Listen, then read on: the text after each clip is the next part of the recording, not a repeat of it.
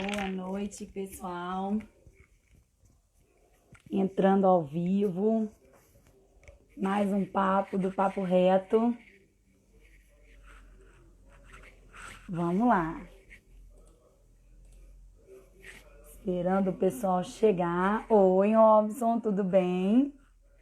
Vamos lá adicionar você.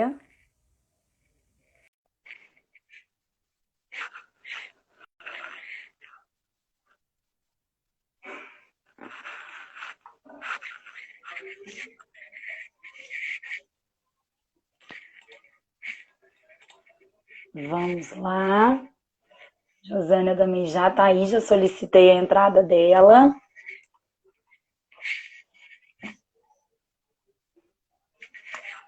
Show.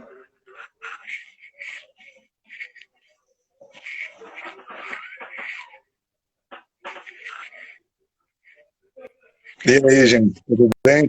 Como é que tá? Oi, tudo bem? Tudo jóia. Tudo É, bem. Como é que vai você? tranquilo, na paz. Deixa eu ver se eu Ah, consigo colocar bom. aqui um pouco mais alto esse celular. Pera aí. Claro, fica tranquilo aí. Pode fazer com calma. Tá Tem jóia, já desespero, deu já. não. Acho que já deu já. Então tá bom. Cláudia também já tá entrando, já tô puxando ela aqui. Todo mundo chegando. Seguir. Oi, Cláudia, tudo bem? Olá, boa noite, Robson, tudo Boa jóia? noite. Há quanto tempo que eu não te vejo? É um prazer imenso recebê-lo no Papo Reto. Muito obrigada por ter aceitado o nosso convite. Que saudade de te ver, menino. É, bastante tempo, né? Já Bom, vão longo a tempo da formatura, né? Tem Josânia acho que 10 tá com anos. um pouquinho de problema de conexão de novo. Ela não está conseguindo entrar, não. Não tá, não. Deixa eu avisar pra ela aqui, então, porque às vezes não é, né? Às vezes era só comigo. Mexi aqui. Não, Jô, não, você não aparece, mas eu te escutei agora. Tecnologias, Ah, acontece. é a tecnologia aqui de casa. Eu não sei se o problema é internet ou celular, porque a gente está com 400 gigabytes, 400 o quê mesmo gigabyte? E mesmo assim eu não consigo participar das lives. Eu vou Oh, meu sair Deus. então. Tá, tenta de novo daqui a pouquinho. Qualquer coisa eu saio. Para não ficar 4 pessoas ao mesmo tempo, eu saio um pouquinho, tá? Eu vou até avisar ela aqui pro WhatsApp que qualquer coisa eu saio, tá? Mas eu, em nome, né, do Papo Reto, agradeço, Robson, você ter aceito o nosso convite, né? Para estar Obrigado. aqui conversando nesse mês que se comemora o amor, o relacionamento, né? A vida em conjunto, trocar uma ideia com a gente, como sobreviver, né, a essa ideia da pandemia e todos esses problemas aí que os casais estão tendo que enfrentar, né, Robson? É uma situação bem complicada. A pandemia desnudou muitos casamentos. Sim. A convivência não é fácil. E esse é o grande tema, acho que, da minha fala de hoje, que é a questão da convivência, né? Uhum. Acho que esse é o grande ponto que a gente precisa conversar hoje.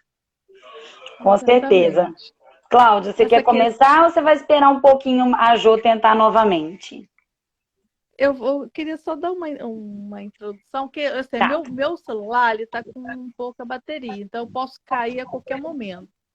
Então, se eu cair, vocês continuem sem mim. Ô Robson, esse nosso bate-papo hoje, né, sobre essa questão aí da convivência entre os casais, a gente queria só bater um papo mesmo com você, saber a sua opinião. Como que os casais podem enfrentar, né, esse grande desafio de trabalhar junto?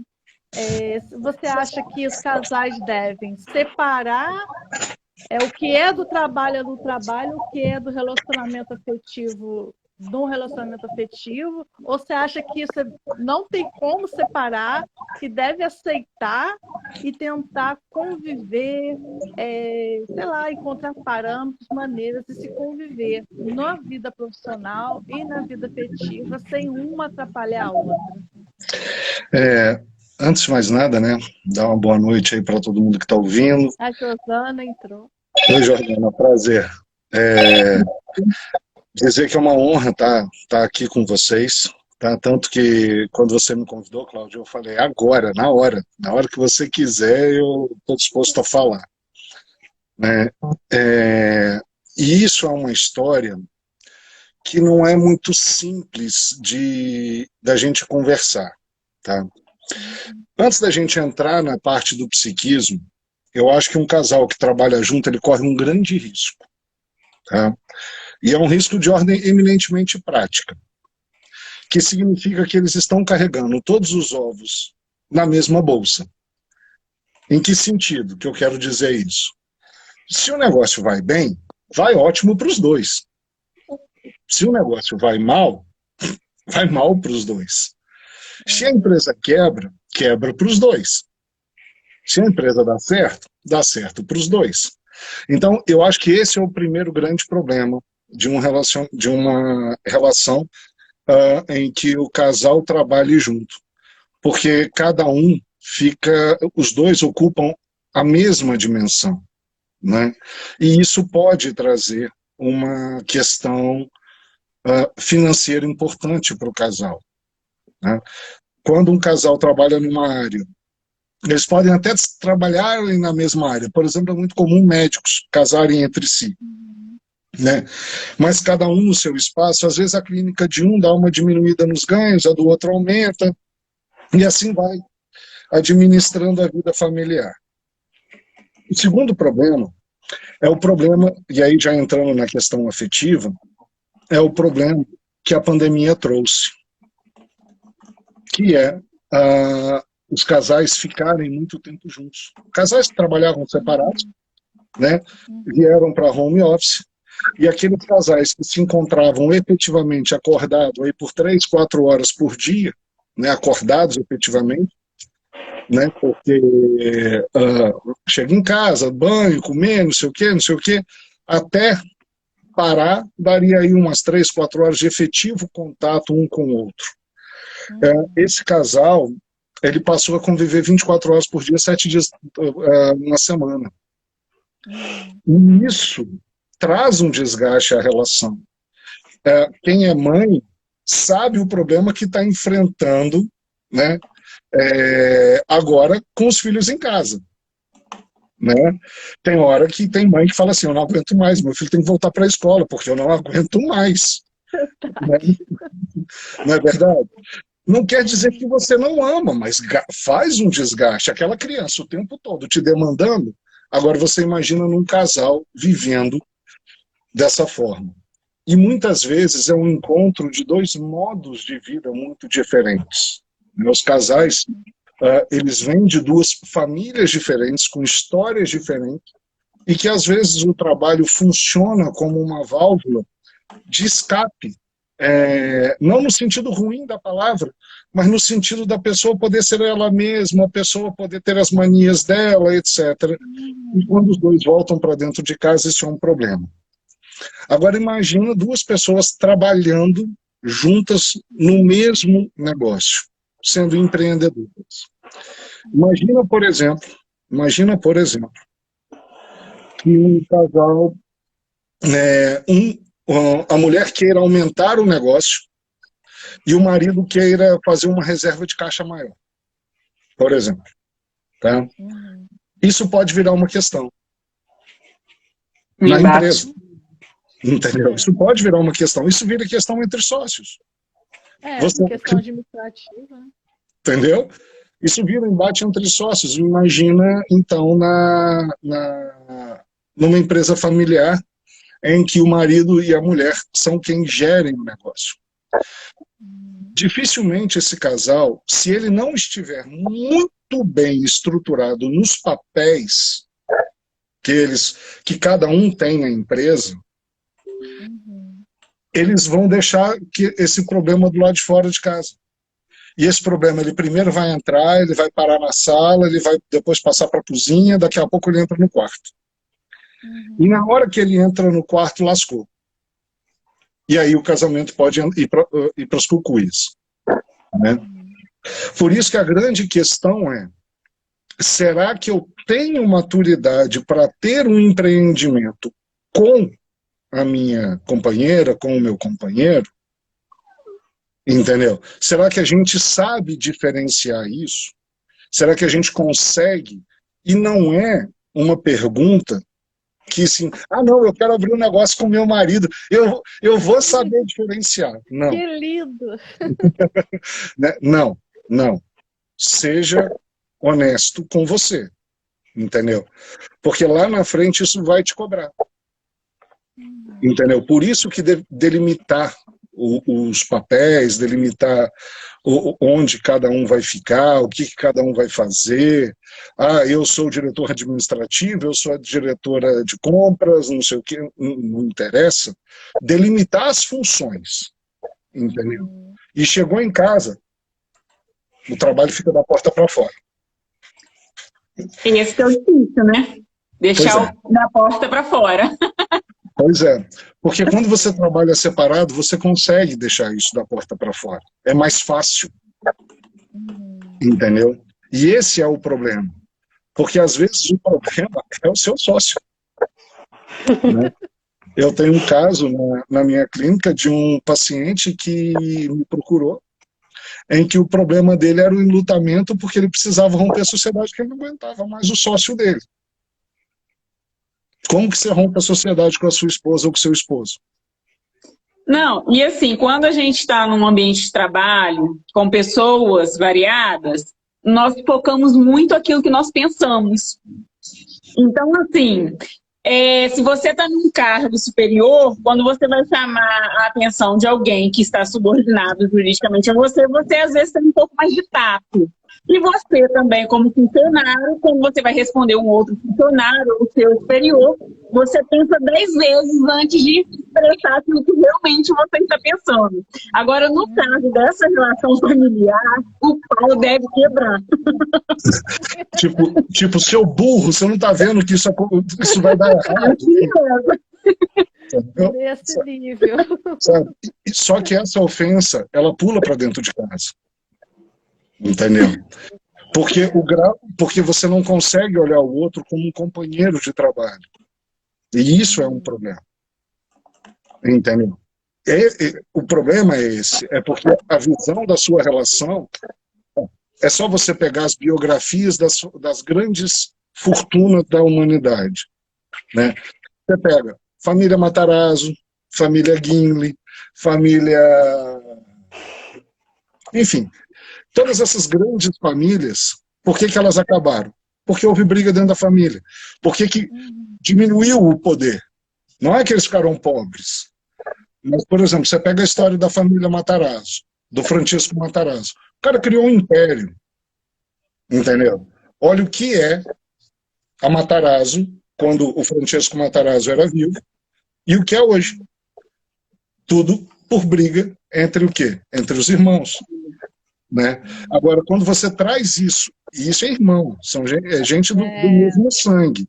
Agora você imagina como você traz para duas pessoas que não são consanguíneas, com histórias de vidas diferentes, com construções de vidas diferentes, com tudo diferente. Entendeu? Porque o casamento, todo casamento, ele vai dar certo ou vai dar errado, baseado numa circunstância só.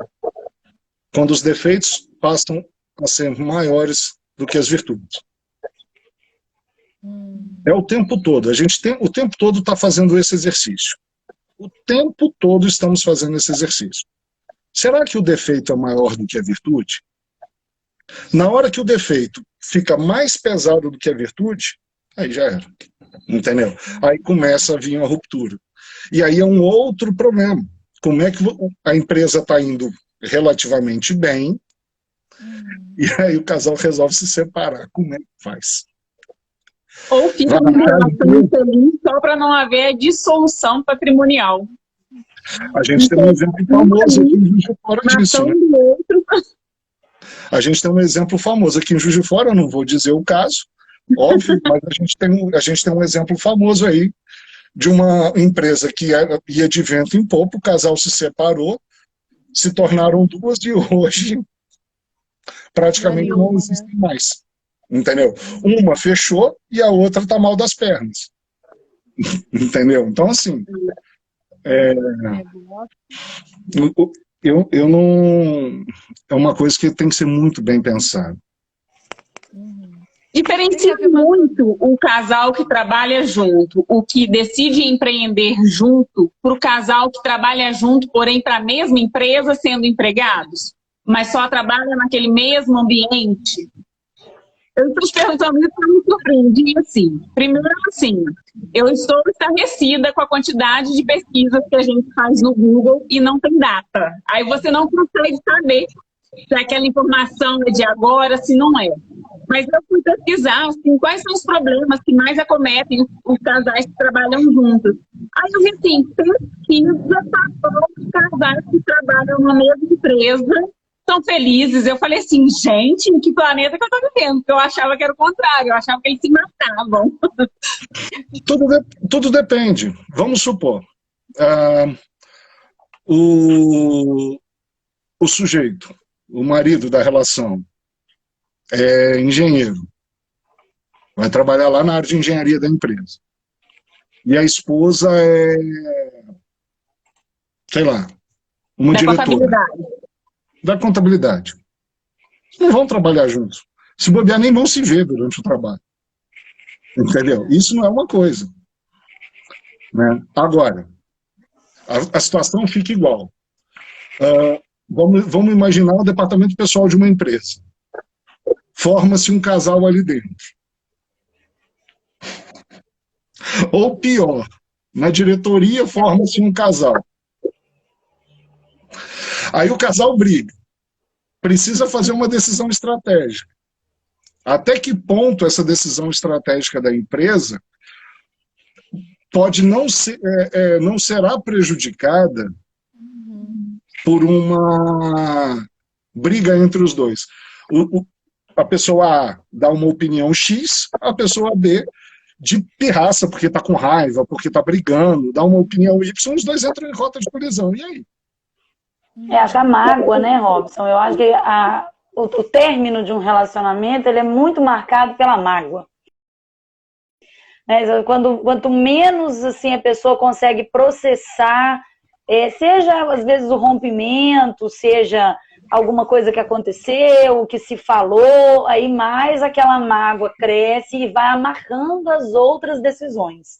Seja na partilha de bens, na divisão da rotina de uma criança. Eu, assim, apesar de não ter tido nenhum relacionamento antes, eu vivi muito bem essas fases aí que você comentou.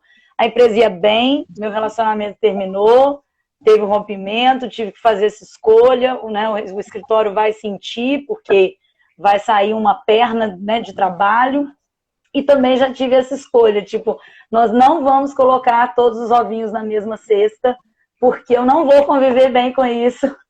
E isso é uma coisa que a pessoa também tem que se conhecer muito bem, né? Até onde você vai suportar esse convívio. Você falou muito bem, num primeiro momento pode parecer, não, você vai separar muito bem, né? Hora de trabalhar, hora da casa, mas na prática eu acho que a gente não consegue separar porque o nosso trabalho guarda muito da nossa personalidade, coisa que no nosso relacionamento não. Porque no relacionamento você vive concedendo para o outro, né? Eu cedo aqui, eu cedo ali, como você disse. As virtudes esperam, né? Os defeitos, e aí você fala, não, vou conceder aqui, vou conceder acolá.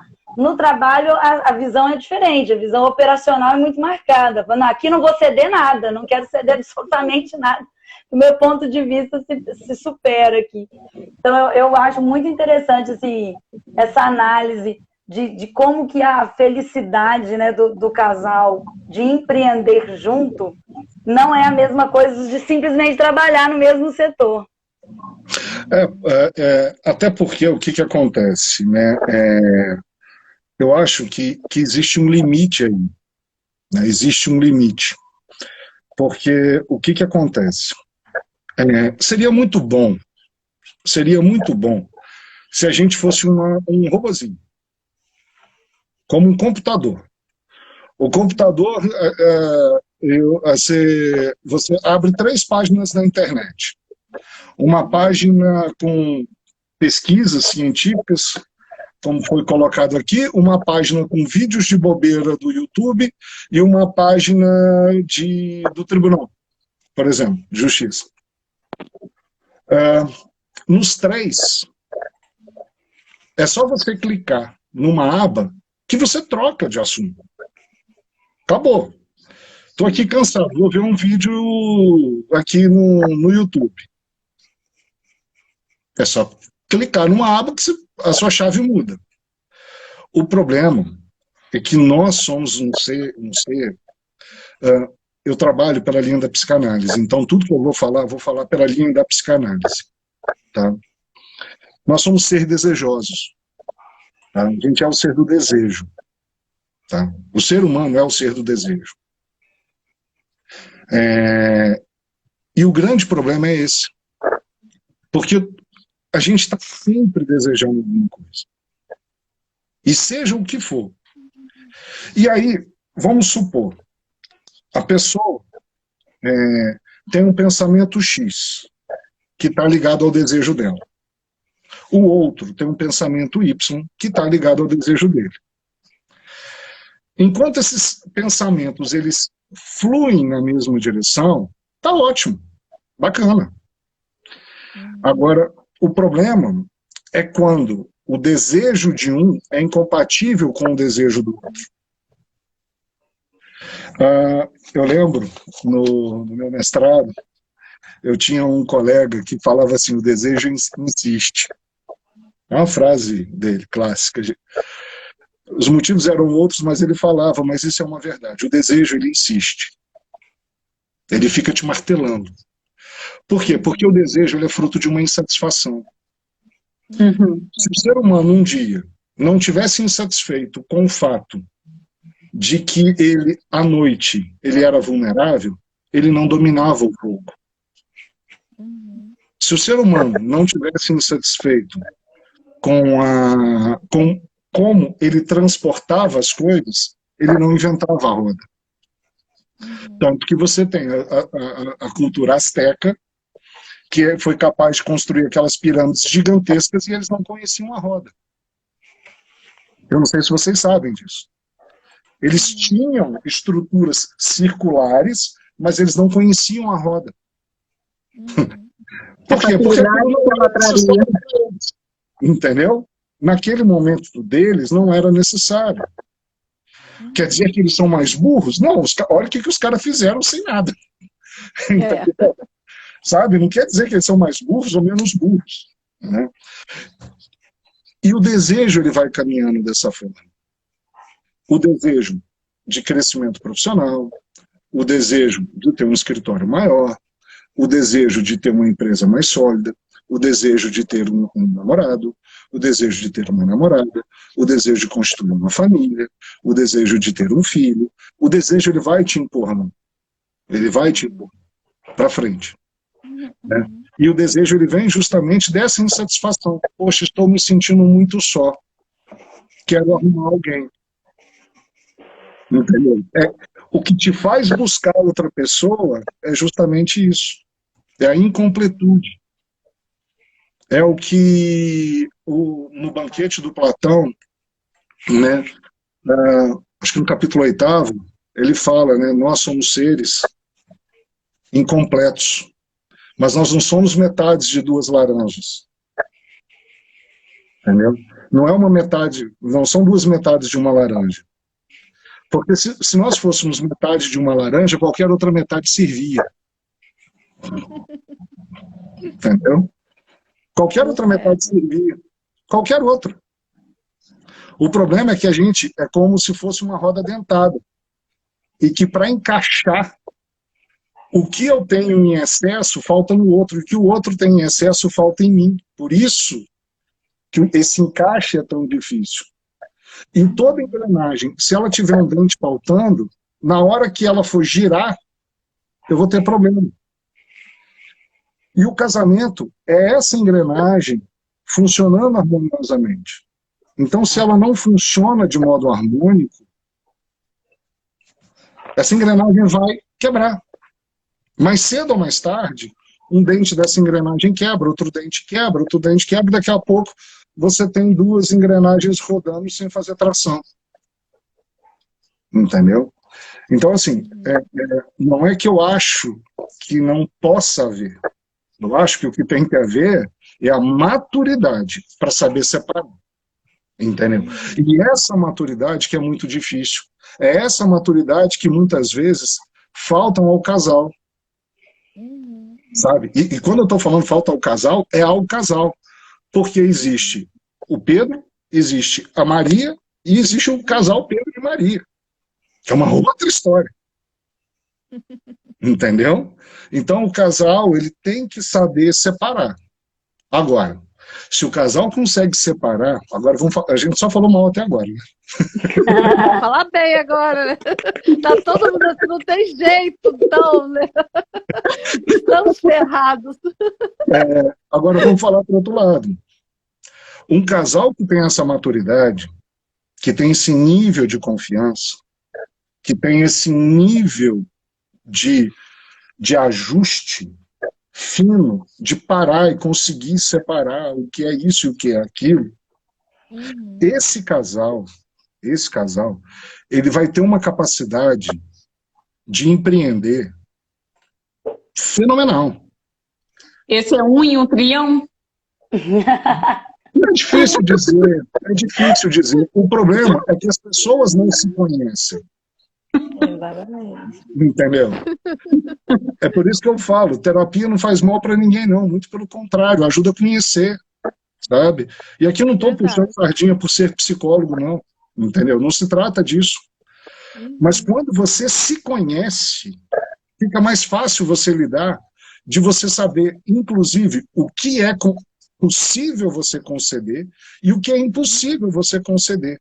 E quando você se conhece, você começa a conseguir reconhecer no outro as coisas do outro. Eu vou dar um exemplo. A pessoa está estressada com alguma coisa e por causa disso faz uma ignorância, num momento de raiva. Né? Não estou falando aqui que todo mundo tem que aceitar isso, não. Não é isso. Mas se você tem a capacidade de perceber que o outro não está no momento bom, você consegue recuar, segura aquilo naquele momento, e depois você volta para a pessoa mais calma e fala, olha, eu entendo que você estava assim e tal, mas eu não gostei disso, porque me machucou nisso. Entendeu? E aí você devolve para a pessoa, mas você devolve de um jeito mais suave. Que é aquele velho pensamento, né? Não prometa nada quando estiver eufórico, não responda nada quando estiver com raiva, né? Verdade. E por aí afora. Porque se você se conhece, você sabe onde aquilo te atingiu. Então dá para você dar 2 passos atrás, recuar, deixar a pessoa e depois você volta. Porque aí se o casal é assim, aí você tem o melhor sócio do mundo. Na realidade, tem que se autoconhecer e também conhecer o outro, né? Porque, assim, às vezes a gente se conhece. Por exemplo, eu vou saber os meus limites. Mas eu sei também que o outro, às vezes, não consegue reconhecer os limites dele. E aí, na hora que ele extrapola o limite dele, eu já não consigo lidar mais com aquilo. Né? Então, assim, conhecer um pouco de si e conhecer também o seguinte, olha, aquela pessoa tem aquele defeito que eu não consigo tolerar. Então, como que eu não consigo tolerar? Como que eu vou lidar? Né? No dia a dia, constantemente. Eu acho que talvez a dificuldade é as pessoas se iludirem. Elas têm a ilusão que na hora que elas forem trabalhar junto, o mundo ideal delas tem que ser aplicado em prol do melhoramento familiar, sendo que na realidade não vai melhorar, vai piorar, porque vão ser 2 personalidades entrando em conflito assim. Eu gosto muito desse tema porque, assim, há vários casais que eu conheço que trabalham juntos e eu admiro duas questões. É ter assunto para conversar que não restringe ao trabalho. Por quê? É igualzinho essa pandemia. Quem está cumprindo mais o isolamento, você vai ficando o quê? Mais preso à leitura ou então à televisão. Mas você não tem convívio social. Aí uma coisa que eu brinco com as meninas. Meninas, eu tô sumida, mas eu não tô sumida porque eu não quero, não. É porque eu não tenho assunto. Vamos conversar aqui. Não tem o que conversar, você não conversa. E aí você fica pensando assim, um casal que acorda e dorme junto o tempo todo, conversa sobre o quê? Troca que ideia? Fica só ali naquele ambiente, será que aquilo, há uma construção maior, né, daquele casal? Como que tira férias? Como que os momentos que, assim, às vezes vai resgatar aquela relação, o casal consegue se reestruturar? Por exemplo, uma coisa assim que eu e meu marido, a gente sempre tenta ter os nossos momentos de relacionamento. Por quê? Porque senão o casal, e olha que a gente não trabalha junto, o casal, quando chega a um determinado ponto, é chegar exausto no trabalho, comer, lanchar, pegar, ligar a televisão ou adiantar algum serviço e dormir. Se você for uma pessoa acomodada, você vai entrando nesse ritmo. Quando você chega para conversar, é só para conversar quais contas tem para pagar, quais contas vai aumentar, nunca quais vão diminuir. Exatamente. Você está lá naquele círculo vicioso de só trabalhar, pagar conta, trabalhar, pagar conta, trabalhar, pagar conta. Então, assim, eu e o meu esposo, a gente sempre tenta assim, olha, hoje vamos virar a lua, hoje vamos tomar um vinhozinho, mas vamos falar besteira. Aí o assunto já vamos falar besteira, não vamos entrar em nenhum assunto sério. E aí eu fico pensando assim, eu sempre falo com ele, eu jamais daria para trabalhar com você. Eu sou estourada, você não aceita crítica. E assim, a gente sempre vai... Senti uma olhada aí pro lado. Todos nós percebemos. E aí eu fico assim, gente, eu realmente admiro casais que trabalham juntos e conseguem lidar não só com essa questão de melhor administração do negócio, mas também de manter, sabe, o relacionamento não como um amigo, não como uma pessoa, como um sócio, mas você tem emoção por aquela pessoa mesmo, aquele sentimento por aquela pessoa. Eu admiro realmente os casais que conseguem trabalhar isso de forma bem viva. Eu costumo dizer o seguinte, no casamento, no final, o que resta é a conversa. Não importa. Não importa o quanto você ama, não importa o quanto você sinta tesão, não importa nada disso. Não importa a beleza física, não importa nada disso. No final, o que sobra é a conversa. Na hora que esse canal é cortado, acabou. Entendeu? Por quê? Não importa. Né? Você vê casais idosos, bem idosos, que já não tem mais atividade sexual, não tem mais nada, os filhos estão criados, já tem netos, bobear já tem bisneto, não sei o quê, os dois já estão aposentados, já está naquela história, nessa fase da vida. Se não tiver conversa, a vida dos dois vai ser um inferno. Um inferno. Entendeu? Isso que vocês fazem, de tirar esse momento de vocês, isso é muito importante. Muito importante. Por que é muito importante? Porque uma coisa você chega em casa, aí você pega lá o celular e fica lá no celular o tempo todo. Vendo Instagram, vendo WhatsApp, vendo YouTube, vendo não sei o quê, vendo TV, você fica lá. Aí o outro chega em casa e faz exatamente a mesma coisa. No início da sua fala, desse momento agora, você definiu muito bem. Vira um divisor de contas. Entendeu? Aí eu te pergunto, o seu desejo era de ter um companheiro ou ter um divisor de contas? Entendeu? Ter uma companheira ou ter um divisor de contas? E aí... E quando chega nesse lugar, você percebe que o desejo não está sendo atingido, não está sendo saciado. E aí o que acontece? Opa, deixa eu olhar para o lado aqui. O desejo insiste. Gostei da frase, vou levar para mim. Mas insiste mesmo, não adianta, não adianta você ficar lutando contra o desejo. Não adianta, não adianta. Sabe? É claro, tem hora, por exemplo, que você tem desejo de matar uma pessoa que te fez raiva. Entendeu? Você não vai matar a pessoa. E essa raiva vai passar. Entendeu? Tem hora que você passa em frente a uma joalheria, as mulheres principalmente, nossa, eu queria tanto aquele colar, aquele brinco, aquele anel. Você não vai catar o colar, o brinco ou o anel. Né? Mas o desejo por ele vai estar ali. E aí o que você vai fazer? Correr atrás de conseguir. Comprar. E para comprar, você vai correr atrás de conseguir. De alguma forma. Entendeu? Porque o desejo vai te empurrar para frente. É o desejo que te empurra. E as pessoas têm A gente foi criado com uma moral judaico-cristã, e aqui eu não estou pregando contra ninguém, estou falando do pensamento ocidental, tá? Do pensamento ocidental, que a gente não pode desejar. Por quê? A Cláudia foi minha aluna. Você foi minha aluna de quê, Cláudia? Fala aí pro pessoal que não sabe. Processo penal. Olha só. Estamos revelando aqui um amor pelo direito penal.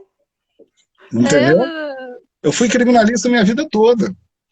Exatamente. Um belo dia eu falei, chega dessa bagaça. A frase mais light que eu ouvi, você é louco.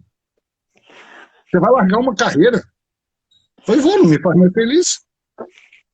Aí teve uma determinada pessoa que falou assim pra mim, você é louco? Aí eu olhei pra pessoa, devo ser.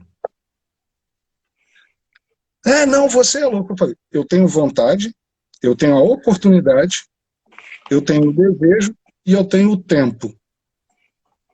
Realmente eu sou louco de seguir atrás do meu sonho, né? Deve ser uma loucura fazer isso. Né? Então, o que as pessoas não entendem é que você pode desejar. É claro, tem desejos que você vai ter e a sociedade vai ter atravessado. Eu estou dando um exemplo aqui que foi uma mudança de vida, mas uma mudança de vida para o bem. Entendeu? Eu tenho desejo de ficar rico, beleza, eu vou traficar droga. Não. Entendeu? Não. Sacou? Ou vou ingressar para a política. Não. Entendeu?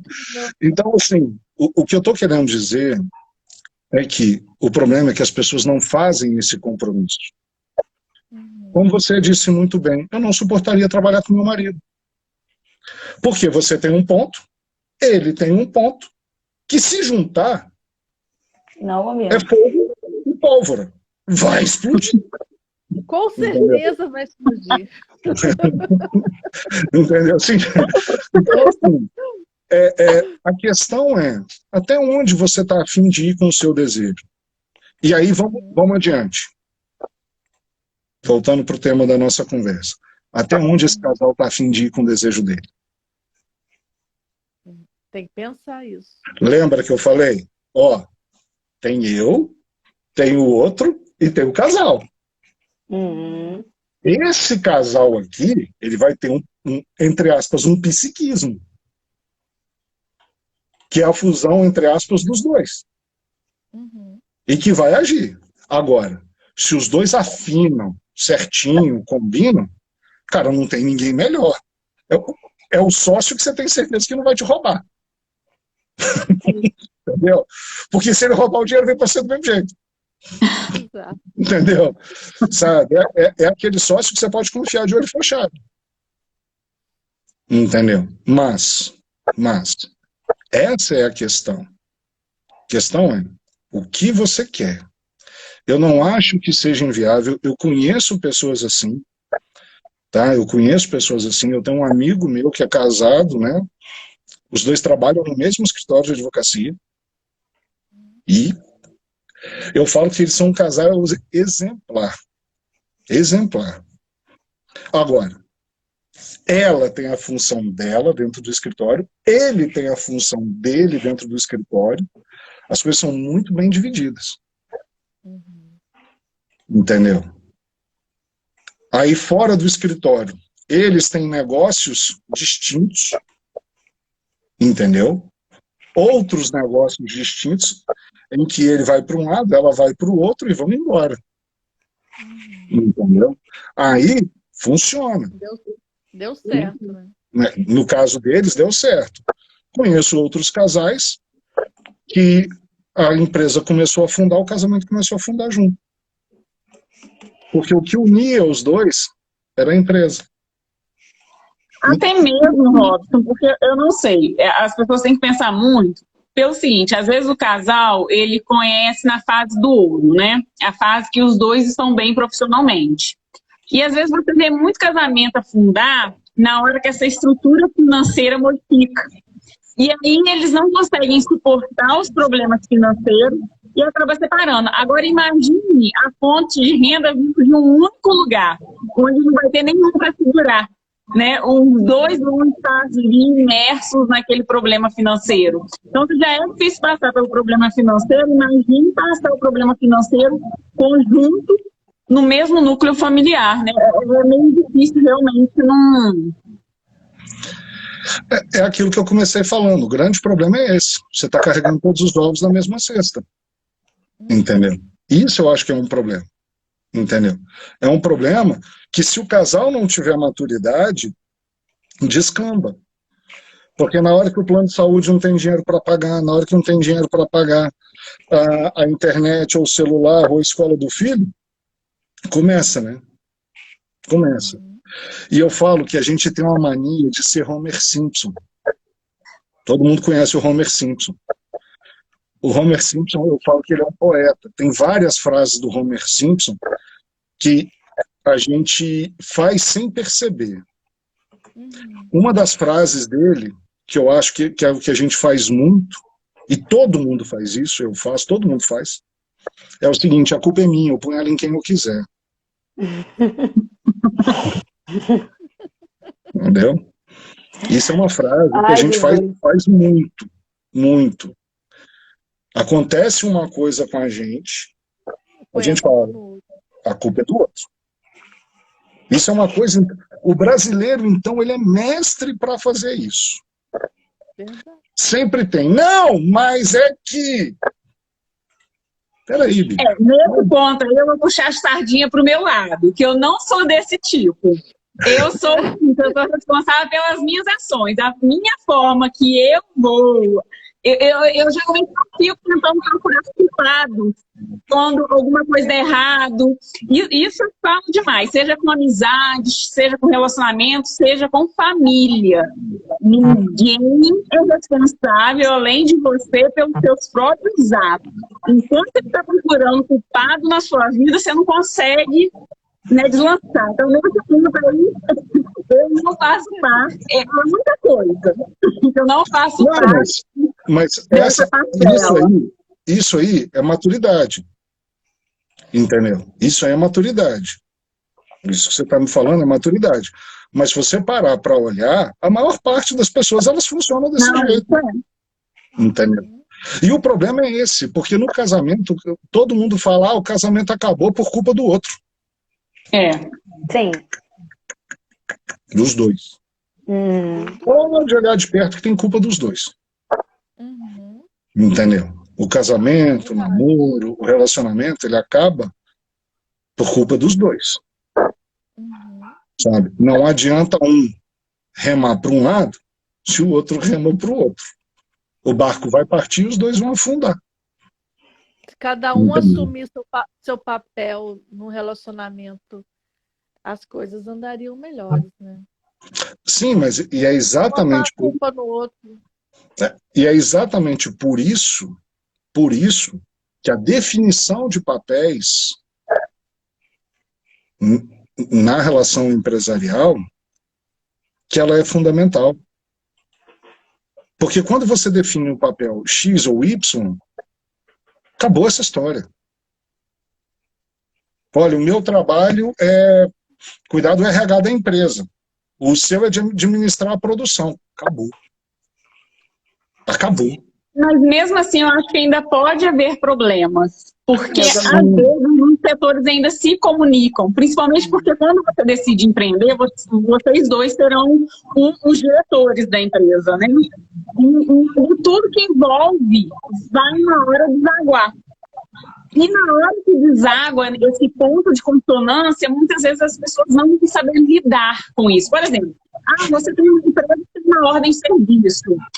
Você fica com a parte administrativa e o seu esposo fica com a parte operacional. Ele lá esquece de fazer as anotações na ordem de serviço, ele esquece de colher a assinatura. Na hora que você vai cobrar isso, se a pessoa não tiver a humildade de saber o seguinte, realmente, eu falei, entra em choque.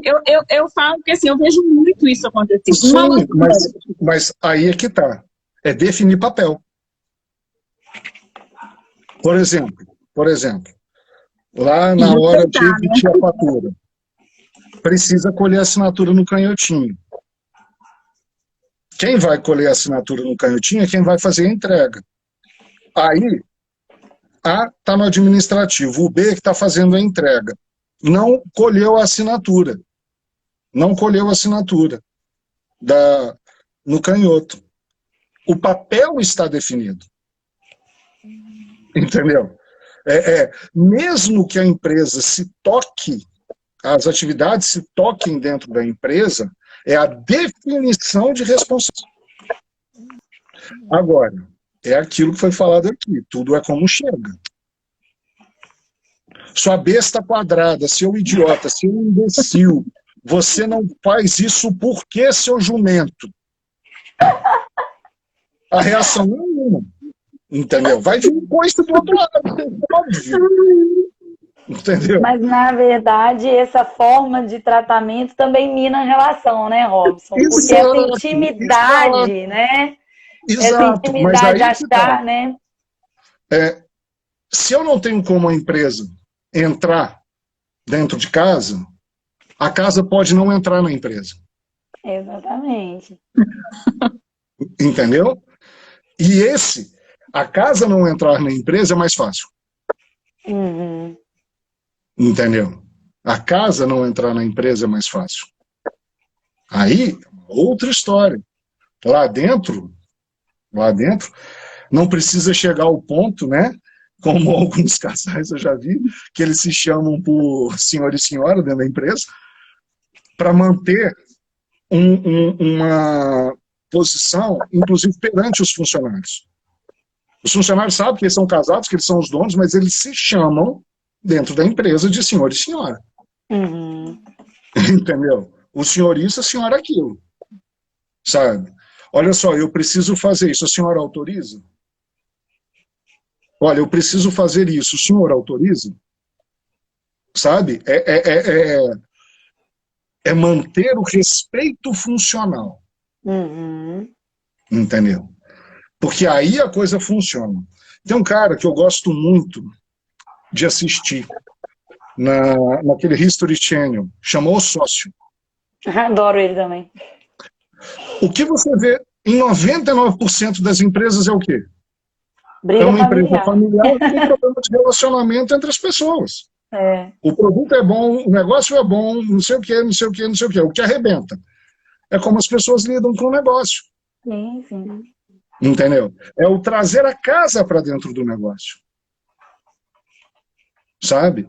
Roberto da Mata, naquele livro Na Casa e na Rua, fala que o brasileiro ele confunde muito o ambiente público e o privado. Entendeu? Ele privatiza o público e publiciza o privado. O privado, exatamente. Entendeu? Sabe? E não é, a gente tem que ter marcações. A gente tem que ter marcações. As pessoas que me acompanham no meu Facebook, no meu Instagram, já tem alguns anos aí de Facebook e Instagram, as pessoas que me acompanham notaram que de uns 3 anos para cá, eu mudei a minha forma de agir no Instagram. Por quê? Porque as pessoas hoje me olham de um outro lugar. Antes eu era um professor de direito, eu era um advogado. Então, eu podia ter determinadas posições. Hoje eu sou um psicólogo. Tenho posição nenhuma na rede. Nenhuma. Nenhuma. Entendeu? Por quê? Porque isso traz, no estado que o Brasil está, isso traz embate. Sim. Sem querer defender lado A ou lado B. Se eu falo de X, eu sou atacado por Y. Se eu ataco Y, se eu falo de Y, eu sou atacado por X. Então... É até um bloqueio para se abrir com você, né? Você é atacado também. Nossa Senhora. Pois é, entendeu? Então, assim... Não, e aí você é atacado dos dois lados, né? Porque o X te chama de Y e o Y te chama de X, entendeu? Mas o que eu quero dizer é isso. É não privatizar as relações que são públicas. Sabe? É não jogar para o interior da empresa o que é privado. A terapia conjugal, você acha que ajuda o casal se estruturar para se preparar economicamente? Ela é funcional ou não? O ideal é a terapia individual de cada um mesmo? Olha só, vamos lá. Eu acho que se todo mundo pudesse, e eu sei que não é uma coisa barata, que não é uma coisa acessível, se todo mundo pudesse, deveria fazer terapia. Pelo menos um ano. Um aninho, pelo menos, de terapia. Um ano que você se dedique a se conhecer. Eu costumo falar com os meus pacientes na primeira sessão. Vai ter sessão que você vai entrar aqui rindo, alegre e satisfeito. Você vai sair daqui chorando. Vai ter sessão que você vai entrar aqui chorando, achando que sua vida é uma lenha, você vai sair daqui quicando de alegria, soltando foguete. Vai ter dia que você vai entrar normal, vai sair normal e tal. Por quê? Essa semana mesmo teve um caso assim. Uma determinada pessoa chegou numa vibe positiva para danar, eu falei assim... Mas ela estava extremamente positiva. Eufórica, né? Eu falei, o que ela está escondendo aí de trás, né? Que todo excesso esconde uma falta. Isso é o fundamento da psicanálise. Tudo que você faz em excesso é que você está escondendo alguma coisa. Entendeu? Você está escondendo alguma coisa nesse excesso. Aí terminou a sessão, ela virou, pô, Robson, eu entrei aqui tão bem, tô saindo daqui tão chateado. Eu falei, que bom, a terapia tá funcionando. Eu só falei assim com ela, que bom, a terapia tá funcionando. Te vejo semana que vem, tá bom? Um abraço. Senhor. Mais tarde ela me mandou uma mensagem, eu tô deprimida. Eu falei, que bom, reflita sobre isso, entendeu? Mas, voltando à vaca fria, o que acontece é, a gente precisa se conhecer. Porque se conhecer, as pessoas não entendem de como isso te liberta. Entendeu? Como isso coloca você num lugar de não escravo do outro. E quando eu estou falando do outro, eu estou falando da relação de trabalho, eu estou falando das relações amorosas, da relação com a vida, da relação com os objetos, como você não se escraviza. E aí você olha e você fala assim, eu não gosto disso. Mas vou fazer por causa daquilo. E aquilo vai me dar mais prazer do que o sofrimento de fazer isso. José Simão, ele assina uma coluna na Folha de São Paulo, eu adoro, não sei se vocês já leram. Ele assina a coluna lá há anos. José Simão tem uma frase que eu adoro, nós sofremos, mas nós goza. Entendeu? Ou seja, você consegue perceber se perceber melhor. E aí você consegue estabelecer os limites.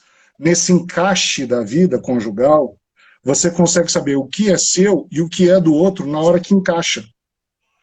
Que isso aqui é do outro, que isso aqui é meu. E aí, fica lá, ó, justinho as coisas. Entendeu? Porque o encaixe foi perfeito. Porque se eu pegar e deixar um dente de fora, olha lá, não encaixa. Entendeu? Não, por mais que eu tente, as mãos, olha lá, não se intercalam. Ou seja, eu acho que a grande questão para um casal empreender junto é ele ter a maturidade que eles podem empreender junto. E isso precisa de autoconhecimento, autocontrole, não levar a relação pública para dentro de casa, não levar a relação de casa para dentro da empresa e por aí afora. Robson, muito nessa linha, né, de maturidade, o home office, hoje até que a gente começa, né, a flexibilizar um pouco as normas, sei lá, uns dizem que a terceira onda está por vir, outros dizem que as coisas estão entrando sob controle, não sabemos muito bem, mas o fato é que ainda tem muita gente trabalhando em home office, muita gente. E tem muita gente que não vai voltar. Sim, né, exatamente. Muitas empresas aboliram os escritórios físicos, né? Ou deixaram determinados setores em home office. E isso também fez um pouquinho de confusão, né? Nessas figuras que você falou muito bem, essa situação de, né, qual é o meu papel nesse jogo, exatamente quais são as minhas funções. Houve essa confusão. A gente trabalha na sala, né? Aí a gente faz reunião na cozinha e a gente não divide mais, não se tem jornada de trabalho, por consequência não se tem jornada de lazer, né, um horário de lazer. E aí, assim, aproveitando essa linha que você já ia concluindo, né, a possibilidade de empreender juntos, vai muito dessa maturidade, no home office também tem uma dica, né, para saber quando que a pessoa tem que olhar e falar assim, poxa, cheguei no limite, preciso voltar e reconfigurar aqui esses locais, porque senão vou entrar para a estatística, né? Vai entrar para a estatística, as pessoas não se suportam, se perderam dentro de casa. Você sabe o que acontece? Eu não vou te mostrar o ambiente que eu tô, porque eu tenho vergonha, entendeu? Que eu tô no meu escritório na minha casa. Se eu estivesse lá na clínica, eu te mostrava, beleza. Mas, para você ter uma ideia, aqui do meu lado deve ter uns 10 livros, conta, impressora, minha biblioteca aqui em cima, enfim. Uma zona no escritório. Mas presta atenção, é o meu escritório. Aqui eu tenho um computador, uma impressora, a minha mesa de trabalho, aqui na minha frente, um outro monitor aqui para me dar agilidade no meu trabalho, tá? Então tem um outro monitor para me facilitar. Aqui não entra nada e não entra ninguém. Em que sentido? Aqui é meu trabalho.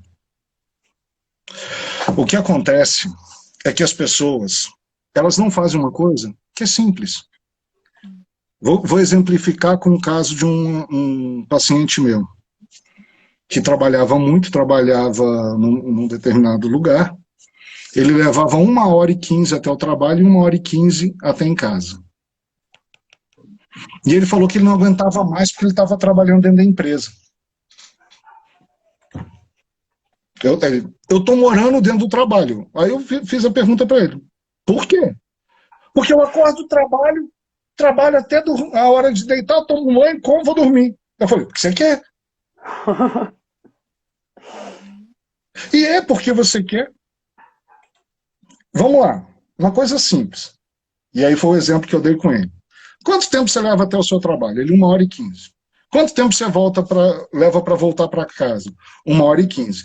Então você perde 2h30 das 24 horas do seu dia no trânsito.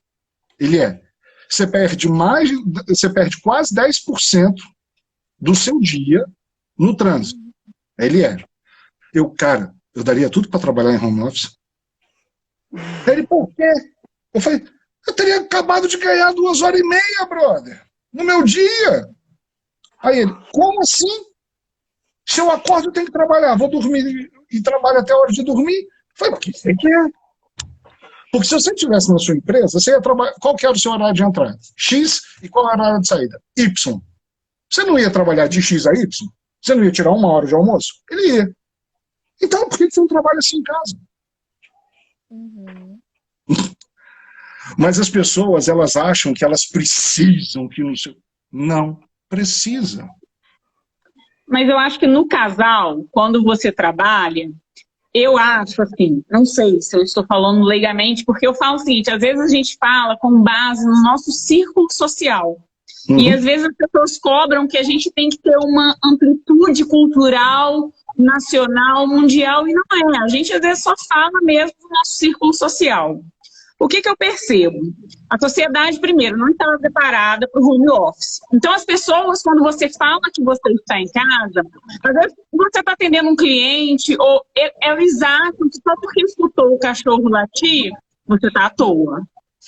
Você já tem essa pressão externa de que se você está em casa, você está à toa, mas disponível. E no círculo social familiar, isso é pior. Por quê? Porque muitas vezes, não estou falando da minha relação do meu marido, não, estou falando de forma generalizada. O companheiro, o esposo, ele não consegue ver que a esposa, ou vice-versa, ela está ali trabalhando. Então, aquele momento que ela está numa reunião, é a hora que a pessoa tem que ter a sensatez de fazer um silêncio. É tipo assim, são duas pessoas que não estão numa empresa, mas estão trabalhando no mesmo ambiente, né? É aquele ambiente que elas têm que respeitar ali como se cada um estivesse no setor. Mas essa divisão setorial dentro de casa, quando se fala de... Porque quando você está sozinho, não sei se é o seu caso, não, mas quando você está sozinho, você consegue, pô, assim, ali é meu escritório, a gente está sozinho em casa, né? A gente consegue assim, ó, ali é meu escritório, eu não vou ficar aqui na cozinha, eu não vou fazer isso. Mas quando você tem uma outra pessoa dentro de casa, é difícil essa pessoa assim, entender o seguinte: eu não vou cozinhar, porque eu estou trabalhando. Se eu estivesse fora do local de trabalho, eu não iria cozinhar. Então, eu também estou dentro de casa, então também não vou cozinhar. Então, não espere a cozinha. Eu não vou arrumar a cozinha, eu não vou arrumar a casa. O meu horário de trabalho é de 8 às 18. Tá, no ambiente de trabalho, eu já escolhi um local de trabalho onde é mais silencioso. Então, a pessoa, ela tem que fazer um silêncio naquela hora que o outro está trabalhando. Que é aquele caso que eu acho que muitas mães ficaram estressadas com o filho, nessa mistura. Eu, sinceramente, algumas pessoas, eu não sei como que está conseguindo estudar, trabalhar. Eu, por exemplo, eu tenho uma dificuldade muito grande com barulho. E aí, quer ver me irritar, eu ficar assim com a pessoa. E de forma geral. Abaixa o volume, abaixa o volume, abaixa o volume, abaixa o volume. Na décima vez que eu falo abaixa o volume,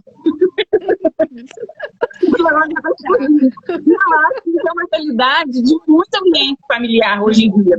Porque, como eu falei, todo mundo teve que trabalhar em casa. E no que teve que trabalhar em casa, é como se você estivesse sendo sócio do seu companheiro, do seu esposo, mas sem trabalharem na mesma empresa. E aí, essa rotina entre casa e trabalho vai sendo exaustiva, e que eu acho que é onde levou muitas pessoas a se separarem, ou as que não se separaram estão prestes, ou pensando. Porque se descobriu-se, né? Desculpa, doutor Robson, já, né? Já acabei de interrompendo. Se descobriu-se esses conflitos, né? Que a pessoa não tinha que conviver com isso. Ela não tinha que... Porque conviver com os conflitos também é muito difícil, né, Robson? Porque, assim, conflitos são naturais. A gente diverge sobre a vida. Tipo, eu gosto mais de massa, fulano gosta mais de carne e tudo. Só que esses conflitos, eles eram residuais. De repente, eles se tornaram cotidianos. Eu vou de trás para frente. Vou juntar as duas. Eu vou de trás para frente, que vai ficar mais fácil. O que é conviver? Aí, ó. Conviver é uma palavra tão simples. Viver. Viver junto. Isso é conviver. Então, vocês, nessa fala que vocês tiveram agora, vocês acabaram de comprovar tudo que eu falei. É a definição das coisas. É a definição.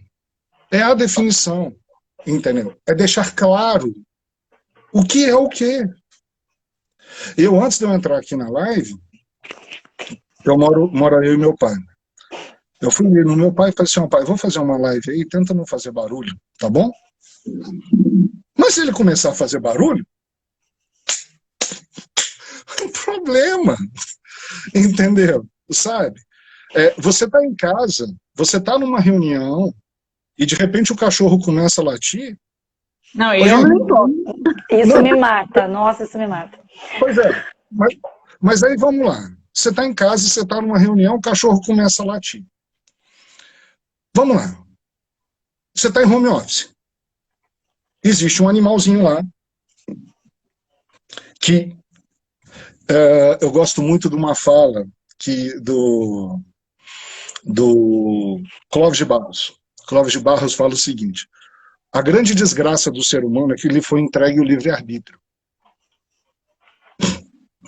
A maior, ele usa quase que isso, a maior sacanagem que Deus pôde ter feito para o ser humano foi entregar a ele o livre-arbítrio. Entendeu? Por quê? Parece que isso é um negócio maravilhoso, né? Ter livre-arbítrio, não sei o quê. Você já viu gato com crise de identidade? Cachorro com crise de identidade? Peixe com crise de identidade? Aí o que ele fala, né? O gato gateia, o sapo sapeia, o cachorro cachorreia, e por aí vai. Por quê? Porque o que é dele está definido. Entendeu? O gato, a girafa, nasce, cai de 3 metros de altura, se esborracha no chão e tem 3, 4 minutos para aprender a andar, porque daqui a pouco, se ela não aprender a andar, vem o leão e janta ela. Entendeu? O ser humano vai começar a aprender a andar com 1 ano. Vai se comunicar de modo efetivo com os da sua espécie aos 2. Entendeu? Por isso que é importante essa definição. Porque é muito simples eu falar, mas eu não consigo fazer isso ou aquilo, porque o meu filho isso, porque o meu marido aquilo, porque... a gente vai... Só um instantinho. A gente romanizando a parada. Entendeu? Sabe? É a gente fazendo esse movimento. A questão é definir. Definir. Eu acho que o problema maior é a comunicação do casal. Porque, é igual assim, eu converso muito com meu esposo, que ele fala assim, às vezes você tolera o que os cachorros fazem, mas não tolera o que eu faço. Falei assim, porque eles são irracionais, eles são cachorros, você pensa ao contrário, né? Então, ele tem livre-arbítrio, a gente conversa muito. Eu não sei qual que é o problema dos casais, se é falta de DR ou se é excesso de DR. Por quê? Às vezes é bom dar exemplo, que é onde as pessoas vão se identificando. Por exemplo, aqui em casa, a gente estava fazendo, eu e as meninas estávamos fazendo live todas as quartas-feiras. Aí, antes de começar a live, eu já passava aquele sermão pro meu marido. Olha, eu deixei os cachorros presos, porque senão eles vão ficar raspando a porta e aquilo vai me incomodar. Então, você chega calmamente, você não faz o joelho, porque senão eu não vou conseguir escutar. Beleza. Quando ele faz isso, o negócio funciona bem. É só para entender assim, que às vezes o que falta é comunicação entre o casal e os dois terem empatias de olhar um pouco para o outro. Aí, por exemplo, um dia, da live, o meu esposo chegou, abriu todas as portas e deixou os cachorros ficarem lá batendo na porta porque eles querem ficar comigo. E aquilo batia. Eu pensava assim, é possível que a criatura não está os cachorros fazendo isso. Eu fazendo a live, eu estava quase em ponto de levantar da água. Gente, dá licença. Dá licença que eu vou quebrar o pau agora. Fiquei ali, remoendo aquilo na live. Mas também não conversei no pós-live, não. Porque eu sou daquele tipo de estou com raiva, não é hora de conversar. Deixa calma, né, a segundidade bater para conversar. E aí, no momento posterior, a gente conversou e, graças a Deus, hoje a gente já não tem mais problema nas lives. Mas então eu acho assim, que dos casais, que talvez a minha visão leiga realmente, eu acho que essa falta de empatia, essa falta de comunicação, porque às vezes o outro não enxerga, talvez ele precise dar uns salavancos. Olha só, eu não sei se é falta de empatia. Eu vou falar um negócio agora polêmico para danar. Eu não gosto muito dessa palavra, empatia. Tá? Eu não gosto. Porque empatia significa calçar o sapato do outro. A palavra empatia vem disso. E ela é derivada de uma palavra grega que significa empatar. Empatia e empatar vêm do mesmo radical grego. E eu vou dar uma triste notícia para todo mundo. Não há como eu empatar com ninguém. Por um motivo muito simples. Eu sou um a um, eu. E cada ser humano na face da Terra é uma experiência única. Entendeu? É uma experiência única. Então não adianta. A gente fica muito num discurso de empatia, empatia, empatia, empatia, não sei o quê, tem um discurso todo organizado de uma determinada forma. Só que, gente, isso é uma pura hipocrisia, porque isso não acontece. Não acontece. Porque, às vezes, você tentando ser empata, tá? Você vai para além da necessidade do outro e vira uma questão de tornar o outro incapaz. Eu gosto sempre da história da Cinderela. A história da Cinderela é linda, né? É linda. Que coisa bonita. A menina que vivia no borralho, que era tratada igual lixo, não sei o quê. De repente aparece a fada madrinha e faz para ela uma carruagem de abóbora e com ratos ela transforma em cavalos e bota nela um vestido, uma maquiagem, um cabelo e manda ela para o baile com um sapato de quê? De cristal. Calça um sapato de cristal. Calça. Você gostaria de calçar um sapato de cristal? Não. Entendeu?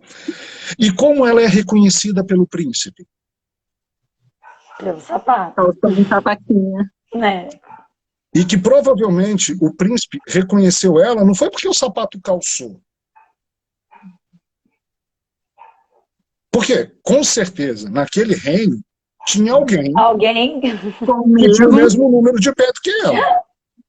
Ou ela ia ser um pezão, ou um pé muito pequeno. Concorda? Então alguém tinha que ter o mesmo pé que ela. Como é que o príncipe reconhece? Com certeza por esse pé cortado. É cristal.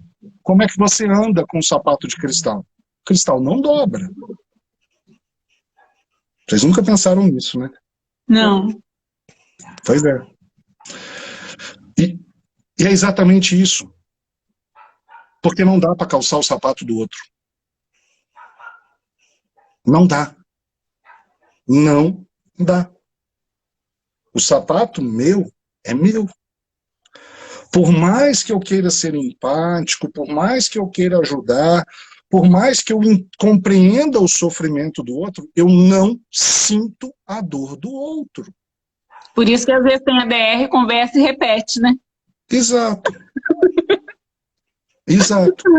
É exatamente isso. E não é porque o outro é insensível, não, que não consegue enxergar. É porque é impossível sentir a dor do outro. Ninguém sente. Você se condói.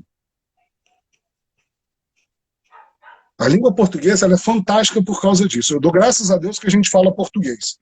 Que já pensou se a gente falasse inglês? Tem palavra para tudo. Né? Glass pode ser vidro, pode ser copo, pode ser lente de óculos, pode ser lente de telescópio, pode ser um monte de coisa. Né? Um glass de... você quer um copo de água, você pede um glass of water. E aí ele pode vir num copo de plástico, ele pode vir num copo de vidro, ele pode vir num copo de cristal, ele pode vir num... né? Então, assim, o português é uma língua muito fantástica por causa disso. Condoer. É sentir a dor junto. Mas isso é uma linguagem meramente metafórica. Eu estou condoído com você. Mas é uma linguagem meramente metafórica, ela não é real, sabe? Você não sente, você sente a sua dor. Essa semana uma pessoa, amiga minha, perdeu, uma amiga dessa amiga minha perdeu a mãe. Essa minha amiga ficou arrasada. Mas é a dor dela por ver a dor do outro. Mas a dor é dela. Então, essa é a questão. É por isso que você pontuou muito bem. O diálogo, ele é fundamental. Porque se não houver o diálogo, aí esquece. Porque não vai ter nada. Não vai ter absolutamente nada que funcione, que se resolva. Por quê? O seu marido, vou pegar aqui o exemplo, já que você franqueou. Ele chegou e soltou os cachorros. Você quase soltou os cachorros nele. Fazendo um trocadilho. Né? Você quase que para a live e vai lá soltar os cachorros nele, entendeu? Então, assim, a grande questão nossa, nessa relação a dois, é começar a se conhecer, porque só se conhecendo que você começa a enxergar o outro. A gente fala com psicanálise que no final da análise, quando um paciente chega ao final da análise dele, o que sobra é o analista. O paciente passa a ser um analista. Entendeu? Porque ele se conhece. E se conhecendo, ele consegue olhar o outro e reconhecer. Porque é uma coisa que dá nó, um pouco nó na cabeça da gente. Quando você olha no espelho, quem você vê? Quem você vê quando você olha no espelho? Eu? Você vê o que você acha que é você. Eu não sou... Eu falo o seguinte, o ser humano é complexo por natureza. E eu tenho os meus próprios complexos para lidar. Então, é assim, eu me olho, eu até falo o seguinte, que às vezes assim, eu deveria me olhar com mais sensibilidade. Uma coisa que eu falo com todo mundo, eu não cobro a perfeição das pessoas, isso é com a amiga, na hora que eu vou desabafar, olha, eu não cobro a perfeição dos outros, porque eu não sou perfeita. Então, por exemplo, eu sou uma pessoa muito nervosa, qualquer coisa me estressa, eu já sabendo que eu sou assim, não é que eu fuja das relações, dos embates, mas eu já vou me preparando psicologicamente para como eu vou lidar com aquele embate. Então, assim, eu já conheço a minha personalidade, então, se eu tiver que misturar a minha relação com uma amizade profissional, eu já falo assim, olha, eu sou nervosa, eu sou assim, você quer lidar com isso? Quem é minha amiga sabe que eu faço isso. Eu já vou e aviso. Olha, eu sou nervosa, eu sou brava, eu sou organizada, eu não sei trabalhar com desorganização. Você vai conseguir lidar com isso? Então, eu sou bem assim.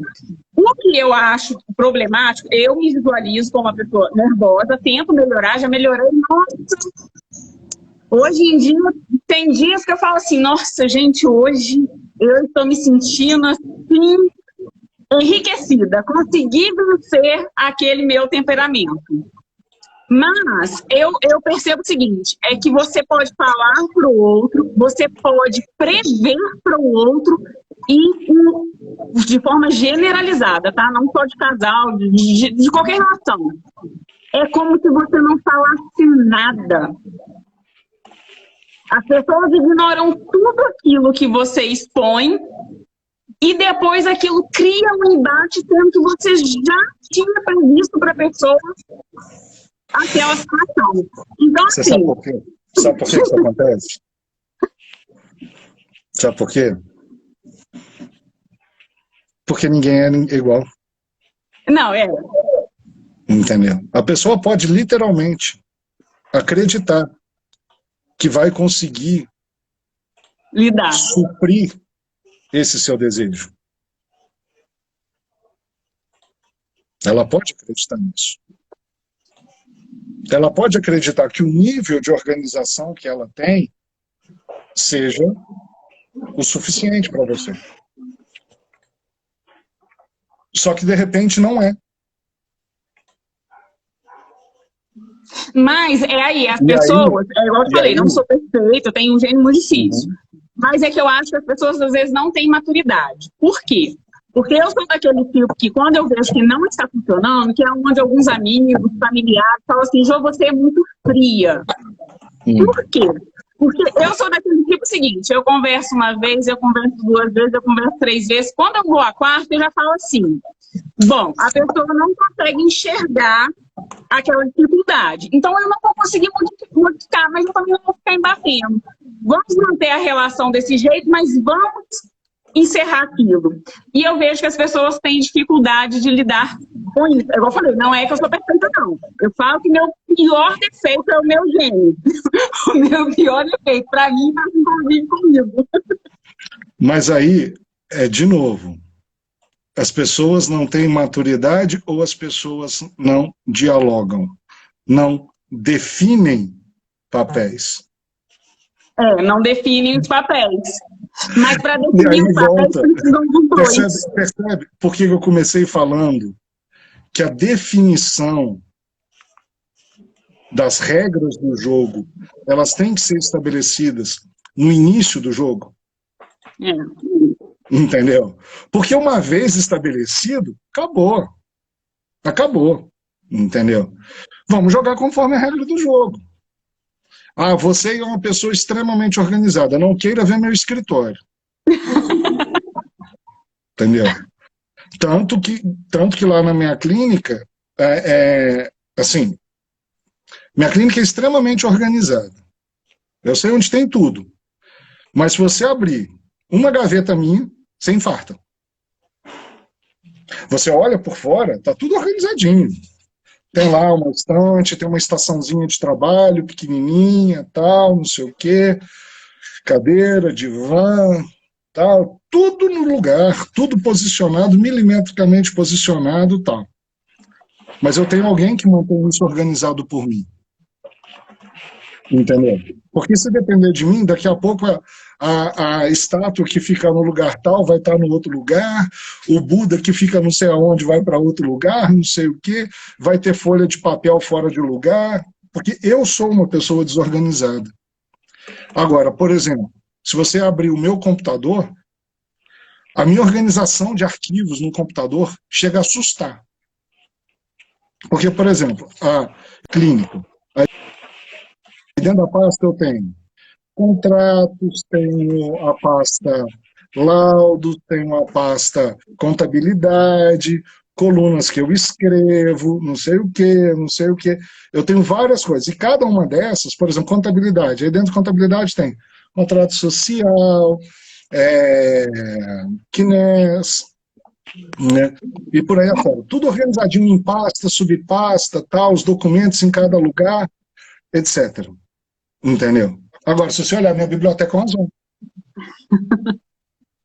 Do lado de um livro que chama O Tempo das Vítimas, aqui na minha biblioteca, tem um Código Penal comentado. E depois, do lado dele, um livro de psicologia cognitiva. Isso eu estou te falando que eu estou olhando aqui agora. Entendeu? Sabe, assim, a minha biblioteca é uma zona. Se eu te mostrar a minha xeroteca, então você cai dura para trás. Entendeu? A minha biblioteca de xerox que eu tenho, entendeu? Então, assim, mas o que falta às pessoas é esse diálogo. Olha, e isso volta de novo ao nosso tema. Porque qualquer desses pontos que a gente está tangenciando, isso tudo é se conhecer, para se conhecer também conhecer o outro. E isso vai ajudar a definir papéis. Alguma pessoa falou assim, a obrigação feminina nas questões do lar, né? Que as mulheres estão sobrecarregadas. Concordo. Concordo que estão sobrecarregadas. E estão mesmo. Fato. Isso é fato. Agora, eu conheço muitas mulheres, e aí eu vou dar, por exemplo, o exemplo da minha mãe, que Deus a tenha, minha mãe era juíza de direito. Minha mãe falava, lugar de homem em qualquer lugar da casa, menos na cozinha. Minha mãe era juíza. Vai falar que minha mãe era uma mulher submissa a homem? Entendeu? Só que isso vinha dela. Eu fui aprender a cozinhar com mais de 30 anos de idade. E tem coisa que eu não sei fazer. Bem para ela, né? Exatamente. Aí é que é o ponto. O que eu quero dizer com isso é o seguinte. Por exemplo, tem homem que sonha em ser dono de casa. Esse homem que sonha ser dono de casa, ele é taxado como o quê? Gigolô. Vagabundo, forçador, gigolô, aproveitador, não sei o quê. Tem mulher que quer ser dona de casa. Eu lembro quando saiu aquela famosa capa da Veja, da esposa do Temer. Sim, recatada, bela e do lar. Isso, recatada, bela e do lar. Cara, quem tem alguma coisa a ver com isso? Ninguém. Quem sou eu para falar para ela que ela tem que trabalhar? Eu gosto de lembrar sempre uma história. Uma determinada pessoa que eu tive um relacionamento, uma vez falou para mim que ia deixar os pelos nas axilas. Foi direito seu. Direito seu. Agora é meu direito achar feio. Esteja preparado para isso, né? Porque o pessoal também não está muito preparado para ser, pois né, divergida a opinião dos outros. O que eu estou querendo dizer é exatamente isso. É que as pessoas, elas, em nome de um discurso, e por isso que eu não gosto dessa palavra empatia, elas acham que o outro tem que calçar o sapato, que muitas vezes é impossível calçar. Sabe? Eu acho que as mulheres estão sobrecarregadas? Sim. Agora, um casal que, por exemplo, defina, vamos supor, a tradicional família. O homem trabalha, a mulher cuida das crianças. A tradicional família, clássica, fruto de uma sociedade machista, etc, etc, etc. E se o casal se organiza desta forma, qual o problema? Se sente feliz com aquilo, né? Exato. Mas é por isso que eu falo, definam papéis. Só e se não tiver essa definição, a pessoa não se enquadra, melhor cada um. Eu acho que é interessante que é o seguinte, vamos supor, imagina um casal em que a mulher trabalhe fora e o homem fique em casa. Tá? Vamos pensar isso. Um casal em que a mulher trabalhe fora e que o homem fique em casa. Será que essa mulher, quando ela chegar em casa, ela vai querer a janta pronta ou ela vai ajudar o marido? Querer a janta pronta. Entendeu? Entendeu o que eu estou falando? Sacou? Eu acho que a questão é a definição de papéis. Sabe? Olha, eu vou trabalhar e você vai ficar em casa. Tudo bem? Tudo bem. Então, cada um vai exercitar um papel naquela organização familiar. Agora, os dois vão trabalhar. É justo o cara chegar em casa e ficar assim? Cadê meu jantar? Claro que não.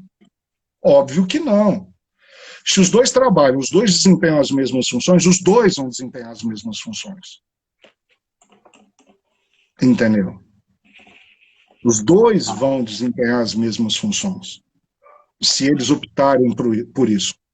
Eu conheço casais que é assim, quem faz a janta não lava. Entendeu? Quem faz a janta não lava. Então a pessoa chega, vamos supor, o marido chega em casa, hoje é dia de eu fazer a janta. Eu vou lá e faço a janta. Eu não toco numa louça para lavar. É dia da mulher fazer a janta. A mulher faz a janta. Ela não toca num copo para lavar. Percebe? Que é definir. E aí essa obrigação, essa sobrecarga. Mas a questão é, você está disposto a se relacionar com alguém que pensa absolutamente diferente de você?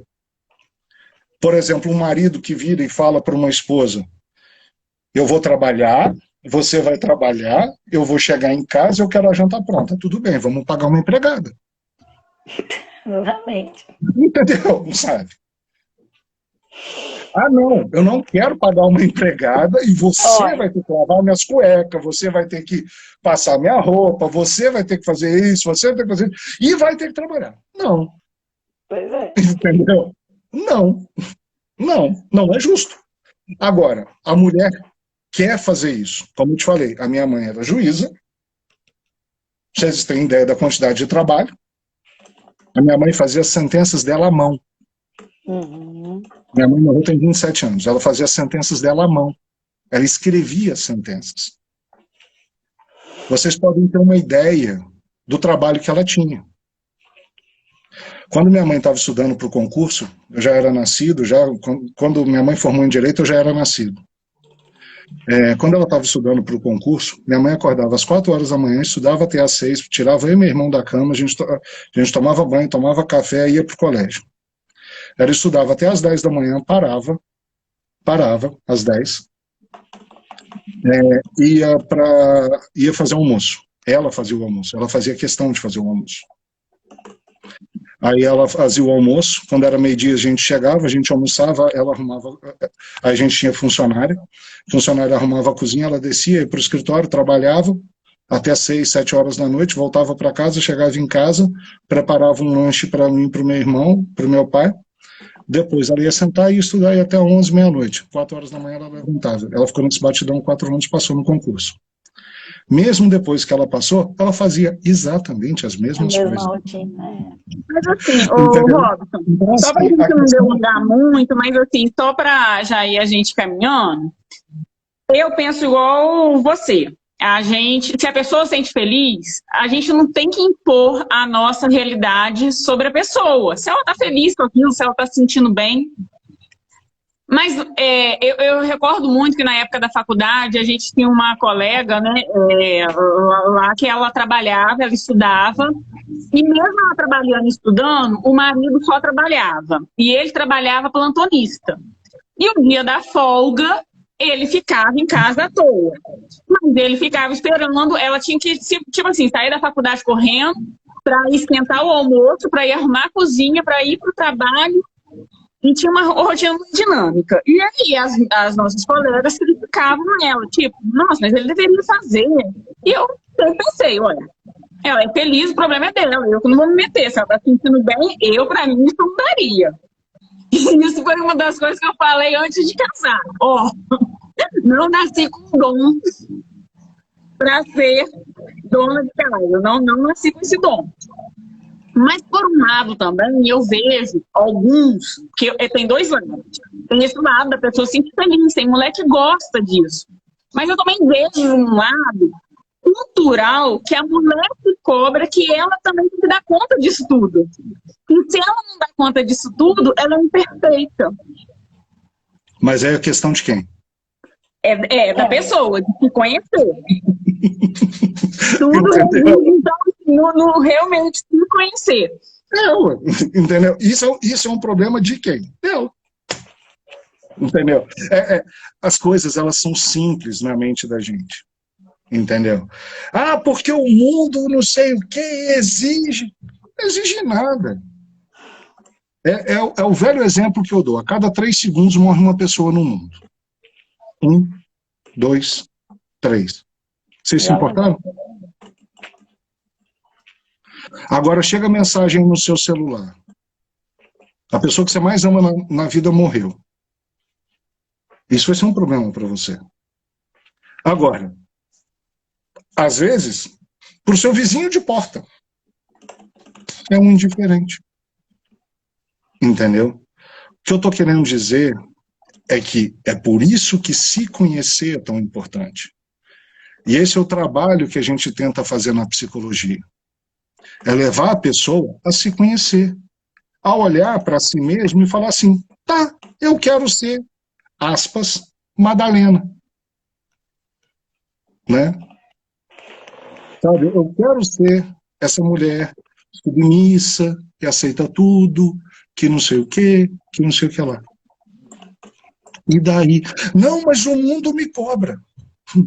Aí entra o que eu falo, o compromisso que as pessoas não fazem com os próprios desejos. Percebe? A gente vai e volta e cai no mesmo lugar. Sabe? É muito simples viver. Meu avô era um velho muito sábio. Meu avô dizia uma frase: Deus escreve certo por linhas certas. A gente é que é analfabeto. Entendeu? Sabe, viver é muito simples. É só olhar para si e se conhecer. Entendeu?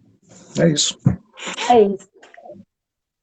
Vamos deixar assim essa pergunta no ar, né? Para que as pessoas procurem suas próprias terapias e vejam, né, esse exercício de autoconhecimento. É isso, né? Muito obrigada, Robson, pelo seu tempo, pela boa vontade, né, conosco, que somos leigas, né? Que a gente fica aqui nos achismos, naquelas informações que a gente pega da nossa vivência, do pouco que a gente percebe no outro, né? Nesse exercício diário de autoconhecimento, do conhecimento do maridão, que é uma realidade, né, de cada um. Muito obrigada mesmo. Eu que agradeço o convite. Obrigada.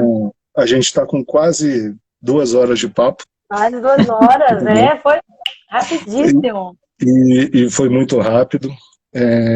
Eu agradeço esse convite. Estou à disposição sempre que vocês quiserem. Tá? Estou à disposição de vocês para esse papo. Eu acho que falar sobre o ser humano, que é a coisa que essa pandemia deveria ter ensinado a gente. Se uma coisa que eu achei no início da pandemia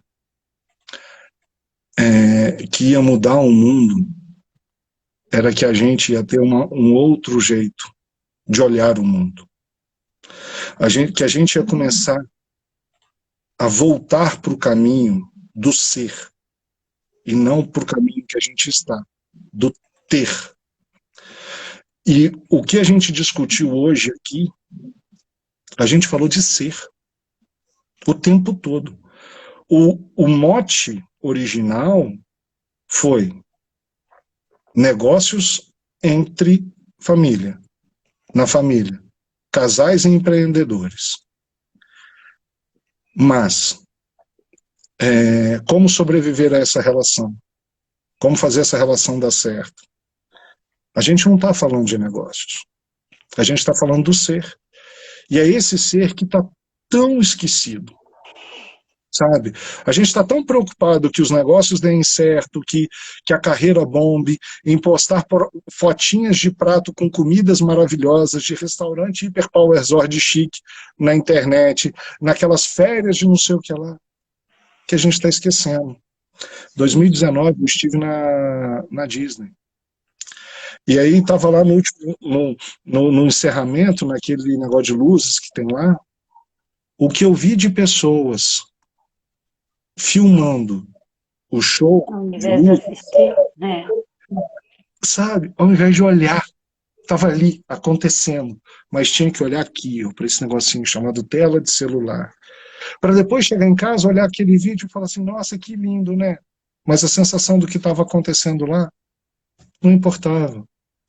Sabe, as pessoas estão muito mais preocupadas com a fotinha que vão postar na internet, com o carro que vão comprar, com a vida que vão demonstrar que tem. Mais do que Eles o outro. Estão parando de conversar com a pessoa mais importante e que é a única pessoa que vai contigo até o seu túmulo, que é você. Entendeu? Porque a única certeza que você tem, que a única pessoa que você sabe que vai estar do seu lado na hora que você for morrer, é você. O resto você não tem certeza de ninguém. E essa pandemia deixou isso claro. Porque quantas famílias a pessoa, o ente querido, foi para o hospital, do hospital foi para a UTI, da UTI foi entubado, da intubação veio o óbito. Quantas famílias não passaram por isso? Se perdeu. Entendeu? E na hora que a pessoa desencarnou, na hora que a pessoa faleceu, na hora que a pessoa passou para o outro lado, ela está sozinha e dormindo. Sabe? Então está na hora da gente parar e começar a pensar, quem sou eu? Qual é o meu propósito? O meu propósito de vida. E começar a fazer esse compromisso. Porque no final das contas, como diria o Alexandre o Grande, a sua riqueza vai ficar. Todos os recursos da medicina vão ser inúteis. Inúteis. Entendeu? E você vai para o mesmo lugar. Em Valença, uma cidade aqui do estado, ali no estado do Rio, existe uma instituição de ensino superior lá. Existe essa instituição.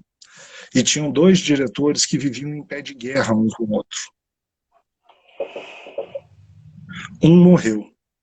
Foi enterrado no cemitério. O outro se vangloriou. Morreu. Foi enterrado na cova em frente.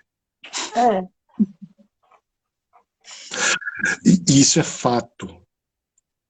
Isso não é papo. Ele foi enterrado, o outro foi enterrado na cova em frente. Ou seja, passaram a vida se degladiando e terminaram no mesmo lugar. Da mesma forma. Então eu quero agradecer a vocês pelo convite. Qualquer coisa que precisar, estamos à disposição. Tá? Obrigado. E contem comigo sempre que precisar, que falar sobre isso é um negócio que me deixa muito feliz, de verdade. Passaram-se 2 horas e eu nem vi. Terão Tá bom? mais assuntos. Assunto é que não falta. Só chamar, daqui a pouco eu viro figurinha fácil. Tá. Obrigada, boa noite. Boa noite, fiquem com Deus. Boa noite. Tchau. Tchau. Boa noite a todos. Tchau, tchau. Até a próxima. Até.